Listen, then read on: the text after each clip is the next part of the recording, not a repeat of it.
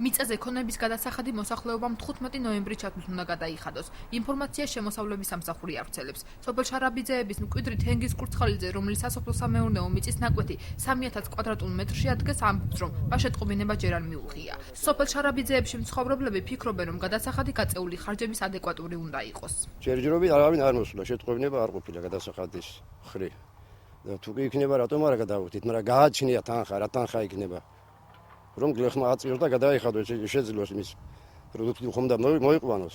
იმის საფასური როგორი იქნება გადასახადისა, შეყავათები უნდა იყოს, დაბალი უნდა იყოს თუ იქნება.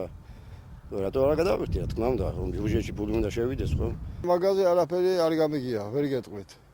თუ რამე იქნება, ალბათ ტელევიზია იწვის და მე საგრებულოდან გევგებთ ყველაფერს. სასოფლო-სამეურნეო მიწის ნაკვეთზე გადასახადი 1 ჰექტარზე 87 ლარს შეადგენს. არასასოფლო-სამეურნეო ნაკვეთზე კი თანხა კვადრატულ მეტრზე 24 თეთრიდან 31 თეთრამდე მერყეობს. შემოსავლების სამსახურში აცხადებენ, რომ მოქალაქეებს საკუთრებაში დარეგისტრირებულ მიწაზე შეტყობინება ფოსტით გაეგზავნება.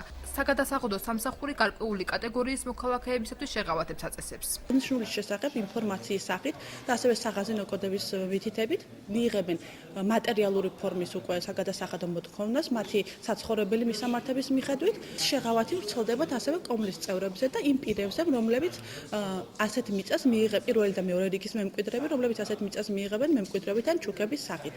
შეღავათით სარგებლობენ ის მოქალაქეები, რომელთა სასოფლო-სამეურნეო მიწები 2004 წლამდე ჰქონდათ დარეგისტრირებული. აჭარის უმაღლესი საბჭოს წევრი ალექსანდრე ჩიტიშვილი ფიქრობს, რომ მოქალაქეებს ეს არათანაბარ პირობებში აყენებს. აჭარის უმაღლესი საბჭო მიწის გადასახადისაგან მოსახლეობის მთლიანად გათავისუფლებაზე მუშაობს. 2004 წლამდე, ვისაც მიწის ნაკვეთები მიიღო საქართველოს მთლიან საქართველოს მასშტაბით, ისინი თავისუფალდნენ გადასახადისაგან და ხან აჭარაში, თქვა, ყოველთა ხელშეუში არ განხორციელებულა მიწის პრივატიზირება და ეხლა ვინც მიიღებს მიწას, ისინი დაიბეგრებიან გადასახადით. ფიქრობთ, რომ არათანაბარ მდგომარეობაში დგება ჩვენი მოქალაქე, თქვა, რომელიც არის აჭარაში მაცხოვრებელი და სხვა საქართველოს მაცხოვრებელი. ამიტომ კანონპროექტი შეტანილია პარლამენტში. 15 ნოემბრამდე თანხის გადაუხდელობის შემთხვევაში პირს საურავის სახით სანქცია დაეკისრება, რაც ყოველ გადაუხდელ დღეზე თანხის 0.6% ადგენს.